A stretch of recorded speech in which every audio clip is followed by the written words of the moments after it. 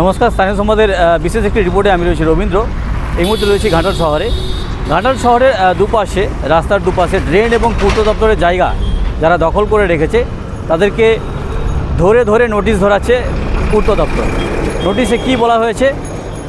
নোটিশে বলা হয়েছে এই নোটিশ জারির তারিখ থেকে 7 দিনের মধ্যে আপনার দখলদারিত্ব নিজ দায়িত্বে সরিয়ে ফেলুন, নইলে পিডব্লিউডি রোডস বিভাগ আইনানুগ ব্যবস্থা নেবে এবং ওই নির্মাণ ভেঙে দেবে।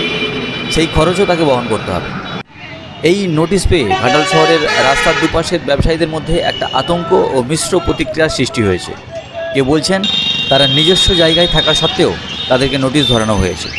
কেউ বলছেন যারা সত্যিকারই সার্ভিস রোড তথা ফুটপাত দখল করে গাড়ি, অ্যাম্বুলেন্স, দোকান করে দিনের পর দিন দখল করে বসে আছেন, তাদেরকে তুলতে পারছে না, অথচ ড্রেনের বাইরে নিজস্ব জায়গায় যারা দীর্ঘদিন দোকান করে রয়েছেন তাদেরকে শুধু হয়রানি করা হচ্ছে। প্রসঙ্গত, ঘাটাল মহকুমায় কোনো রেলপথ নেই, তাই এই রাস্তার প্রধান প্রবেশপথ বলতে এই পাঁশকুড়া রাস্তা। রাস্তা দিয়ে প্রত্যেক দিন গড়ে 260টি করে যাত্রীবাহী বাস যাতায়াত করে। তাছাড়াও অসংখ্য মালবাহী এবং অন্যান্য গাড়ির যাতায়াত রয়েছে। কয়েক বছর আগে পর্যন্ত এই রাস্তাটি খুবই সংকীর্ণ ছিল। বছর 2 হলো 172 কোটি 57 লক্ষ টাকা ব্যয়ে 31 কিলোমিটার 750 মিটার রাস্তাটিকে 10 মিটার চওড়া করে দেওয়া হয়েছে। মেচকগ্রাম থেকে ঘাটাল ময়রাপুকুর মোড় পর্যন্ত পুরো রাস্তাটি 10 মিটার করে চওড়া হয়েছে। আর ঘাটাল পুরসভার উপর দিয়ে ওই রাস্তার দুদিকেই 3 মিটার করে সার্ভিস রোড তৈরির পাশাপাশি সার্ভিস রোডের পাশে দুদিকে কংক্রিটের হাই ড্রেন তৈরি করে দেওয়া হয়েছে। শহরবাসী ও পথচারীদের অভিযোগ, রাস্তা সম্প্রসারণের কাজ পুরোপুরি শেষ হতে না হতেই ড্রেনগুলির উপর কাঠের কাঠামো করে বহু দোকানঘর নির্মাণ করে দেওয়া হয়েছে। আর সার্ভিস রোডগুলির উপর গাড়ি, অ্যাম্বুলেন্স, বাইক এবং অস্থায়ী দোকান করে ভর্তি করে দেওয়া হয়েছে।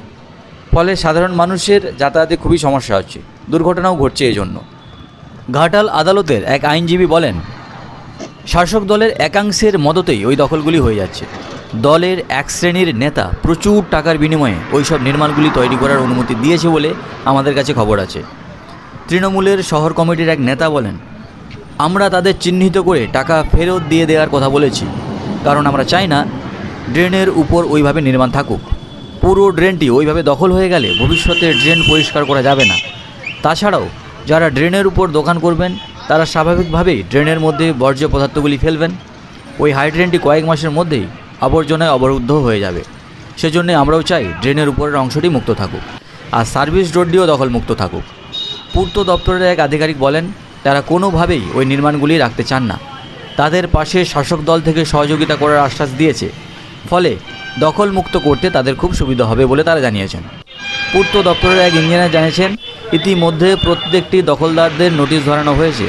তারা যদি নোটিশ পাওয়ার 7 দিনের মধ্যে ওই সমস্ত নির্মাণগুলি না ভাঙেন, তাহলে পূর্ত দপ্তর প্রয়োজনীয় ব্যবস্থা গ্রহণ করবে। আইন অনুযায়ী সেই ভাঙার খরচও দখলদারদের কাছ থেকে নেওয়া হবে।